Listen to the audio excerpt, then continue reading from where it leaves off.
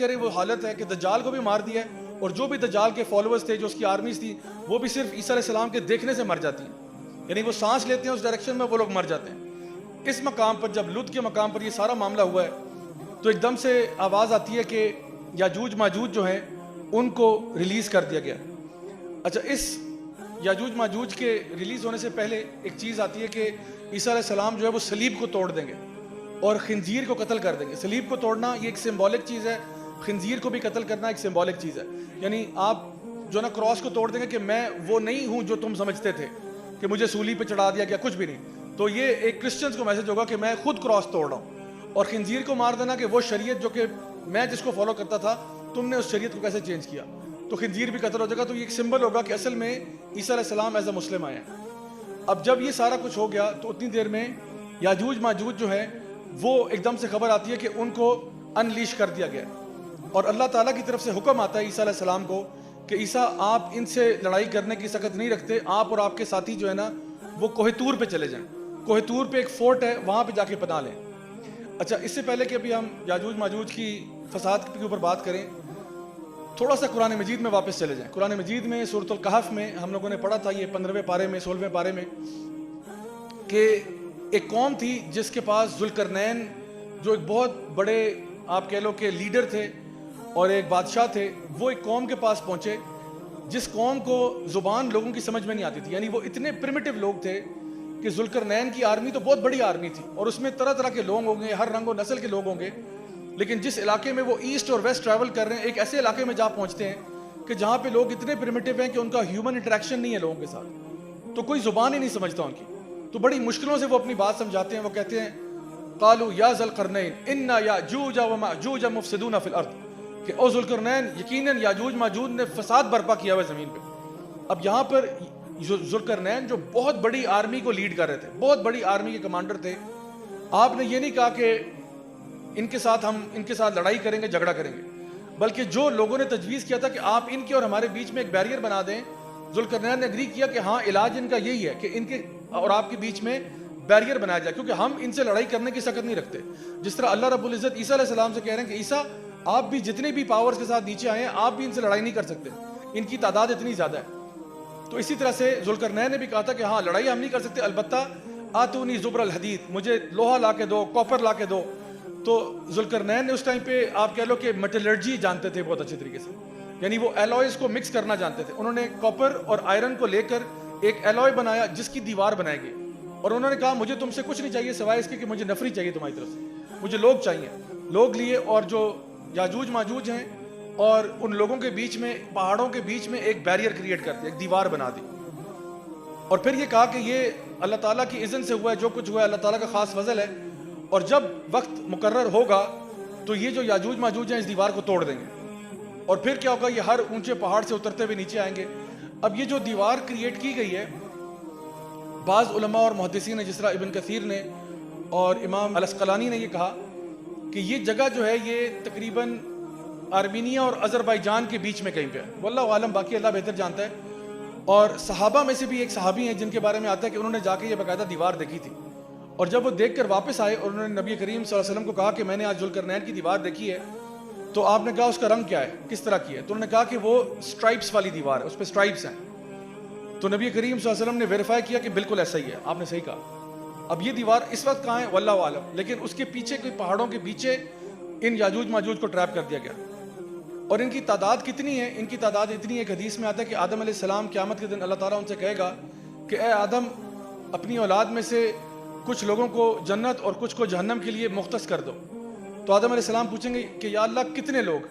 तो कहा जाएगा कि 999 जो हैं वो जहन्नम में और एक जन्नत में, यानी हर 1000 के पीछे 999 जो हैं वो जहन्नम में जा रहे हैं और एक जन्नत में जा रहे हैं। सहाबा ने जब ये बात सुनी, उन्होंने कहा या रसूलल्लाह, ये तो मतलब हमारा क्या चांस बचेगा फिर, अगर 999 यानी हर ग्रुप में से 999 जहन्नम में जा रहे हैं, एक जन्नत में जा रहा है, तो क्या? तो आपने फरमाया सल्लल्लाहु अलैहि वसल्लम ने कि इस पे परेशान मत हो, ये जो 999 हैं ये याजूज माजूज में से, और वो जो एक होगा वो एक्चुअली नबी का उम्मती होगा।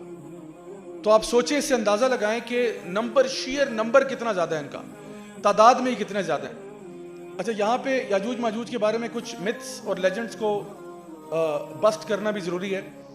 कुछ लोगों ने कहा जी याजूज माजूज बहुत बड़े बड़े देव की तरह होंगे, ऐसा नहीं है। या फिर ये कहा कि याजूज माजूज छोटे छोटे से बोने होंगे, वो बोने भी नहीं है। या ये कहा कि उनके कान बहुत लंबे होंगे, ऐसा भी नहीं है, कोई ऐसी सही हदीस मौजूद नहीं है। या उनके सर पे सींग होंगे, ऐसा भी कोई सही हदीस हमारे पास मौजूद नहीं है। जो हमें पता है वो ये कि वो इब्ने आदम में से हैं, और ये भी मालूम है कि वो उस दीवार को तोड़ने की कोशिश कर रहे हैं।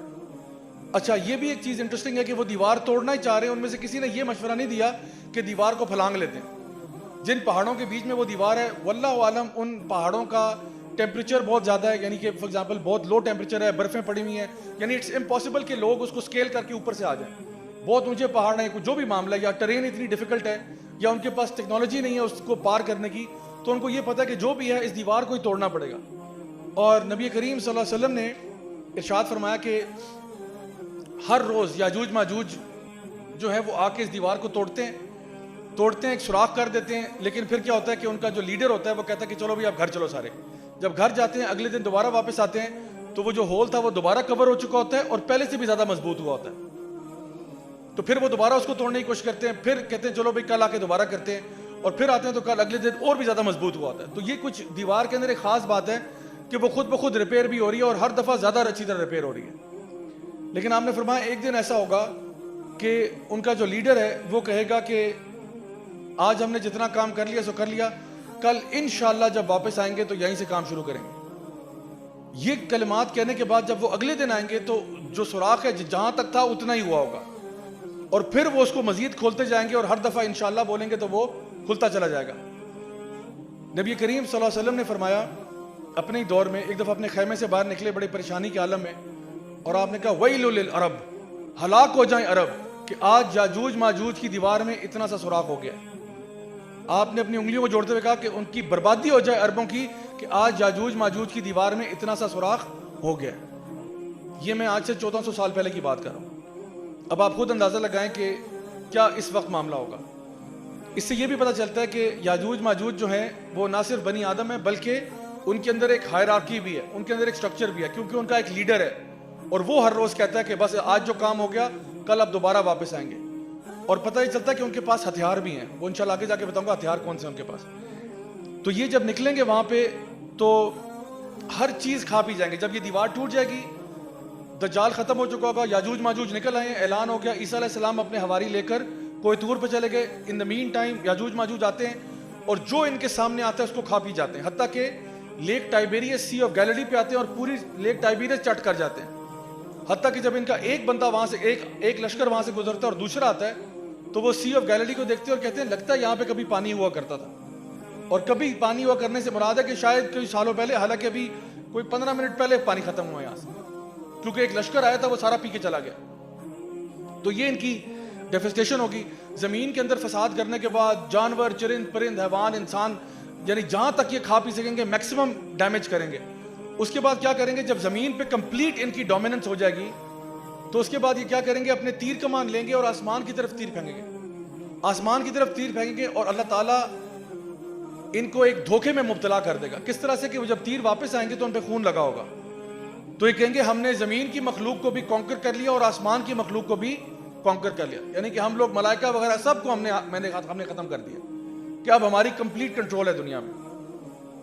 इसी टाइम पर यह होगा कि ईसा अलैहि सलाम और उनके हवारी जब कोई तूर पर होंगे तो कुछ अर्सा गुजरने के बाद, क्योंकि नीचे वो ऊपर पहाड़ पे हैं, नीचे शोर शराबा मचा हुआ है, फिर अचानक से क्या होगा, कुछ दिनों के बाद एक खामोशी सी हो जाएगी। अब वहां पे ईसा अलैहि सलाम और उनके साथी सोच रहे हैं कि भाई ये खामोशी कैसी है, क्या याजूज माजूज मर गए हैं या क्या ये हमारे साथ कोई ड्रामा कर रहे हैं, क्या ये कोई ट्रैप तो नहीं है।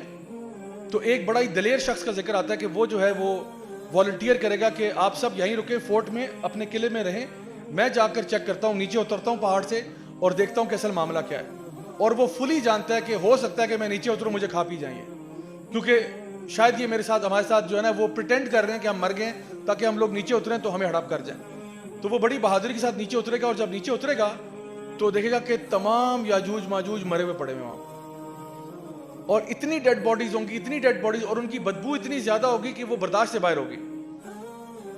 हदीस में आता है कि अल्लाह ताला याजूज माजूज की गर्दनों में एक कीड़ा पैदा कर देंगे, और वो जो कीड़ा जो है वो ऐसा इनके वो पता नहीं कोई बैक्टीरिया है, कोई वायरस है, वो क्या चीज़ है, गर्दनों में उनके कीड़ा पैदा होगा जो इन सबको ख़त्म कर देगा, जैसे कि एक जिस्म धड़ाम से मर जाता है।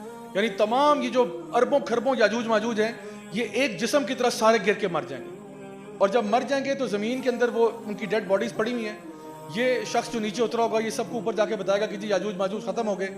इन द मीन टाइम ऊपर से अल्लाह ताला बड़े बड़े परिंदे भेजेगा जो इनको उठा के मुख्तलिफ एक जगह जो अल्लाह ताला ने मखसूस की होगी, वहाँ पे जाके इनकी बॉडीज़ को डंप करना शुरू कर देंगे। फिर अल्लाह ताला रहमत की बारिश बरसाएगा और उस रहमत की बारिश से ज़मीन जो है उसको बिल्कुल साफ़ कर दी जाएगा। तो ये एक मंजर बताया जा रहा है उन वाक़यात का जहाँ पे याजूज मजूज का ये वाला मामला बनेगा। ईसा अलैहिस्सलाम जब नीचे आएंगे तो बताया जाता है, क्योंकि अब तो सलीब भी टूट चुका है, खिंजीर भी मर चुका है, ईसा अलैहिस्सलाम का ईसा अलैहिस्सलाम होना सबको मालूम है कि वो अल्लाह के बेटे नाउज़ुबिल्लाह नहीं हैं, और ये कि वो अल्लाह के रसूल हैं, अल्लाह के नबी हैं। उस टाइम पे आता है कि सारे लोग मुसलमान हो चुके होंगे। जो काफिर थे वो तो पहले ही मर गए थे, अब सिर्फ मोमिनीन रह गए, और ये फिर से मोमिनीन के लिए बेहतरीन टाइम हो जाएगा। यानी जैसे अल्लाह ताला फरमाते हैं ना, फ़इन्ना मअल उसरि युसरा, इन्ना मअल उसरि युसरा, हर मुश्किल के साथ आसानी आती है। तो अब आसानी ये है कि ये बेहतरीन टाइम होगा। ईसा अलैहिस्सलाम के बारे में आता है कि वो 40 साल ज़मीन पर रहेंगे, उसके बाद अल्लाह ताला उनको, यानी वो फौत हो जाएंगे, अल्लाह ताला के पास वापस चले जाएंगे। ये बेहतरीन टाइम होगा और इतना ये खुशी का और पीस का टाइम होगा कि हदीस मुबारक में आता है कि शेर और ऊंट आपस में साथ घूमा फिरा करेंगे। टाइगर्स और कैटल जो है, यानी चीते, शेर और जो आपकी भेड़ बकरियां, माल मवेशी है, ये आपस में साथ घूमा करेंगे। भेड़िए और बकरियां आपस में साथ फिरेंगे और बच्चे सांपों के साथ खेला करेंगे, और कोई किसी को कोई शर नहीं पहुंचाएगा, कोई किसी के साथ कोई हार्म नहीं करेगा। यानी इतने पीसफुल टाइम्स हो जाएंगे, क्योंकि सारे मोमिनीन हैं, सारे अल्लाह ताला के बंदे हैं, सारे कलमा पढ़ने वाले हैं। सब्बह लिल्लाहि मा फिस समावाति व मा फिल अर्द, ज़मीन व आसमान की हर शय अल्लाह की तस्बीह बयान कर रही होगी। फसाद ख़त्म हो जाएगा, वो जो इंसानों की वजह से फसाद फैला था वो फसाद ख़त्म हो गया। तो ये खुशहाली का दौर होगा। और उसमें ईसा अलैहिस्सलाम जो हैं वो हज और उम्रा करने के लिए फिर बैतुल्लाह जाएंगे, और आता है कि वो अपना हज करने के बाद फिर मदीना भी जाएंगे, रोज़ा रसूल पर भी जाएंगे, और ये सारे मामलात जो हैं ये बहुत ही खुशहाली के होंगे। उस टाइम पे जो बिलीवर्स उनके साथ होंगे उनके बारे में नबी करीम सल्लल्लाहु अलैहि वसल्लम ने टेस्टिमनी ये दी है कि वो जो लोग उस टाइम पे ईसा अलैहिस्सलाम के पास होंगे उनके लिए एक सजदा जो है, सिर्फ एक सजदा अल्लाह की, हाँ, एक सजदा करना उनके लिए ये दुनिया और जो कुछ भी इसमें है उससे ज़्यादा कीमती होगा। यानी वो एक सजदे के लिए वो इतने, यानी उसमें खुशी महसूस किया करेंगे।